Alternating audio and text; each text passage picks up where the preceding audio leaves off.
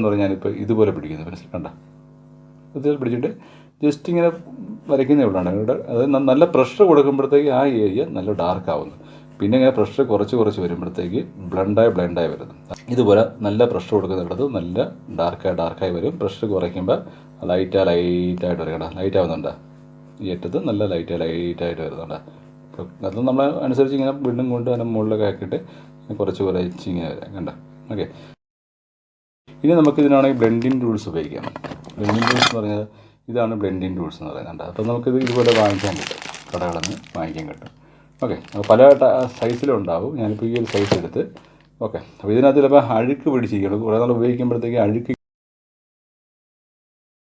ചെയ്യാം. ഓക്കെ, എന്നിട്ട് ഞാനിത് ഇവിടെ കുറച്ച് നേരം ബ്ലെൻഡ് ചെയ്യാനുണ്ടെങ്കിൽ ഇവിടെ എന്ത് ചെയ്യുക, ഇതുപോലെ ഇങ്ങനെ വരച്ച് ഇത് ബ്ലെൻഡ് ചെയ്യാൻ കാണുന്നുണ്ട്. ഇവിടെ നല്ല ബ്ലെൻഡിങ്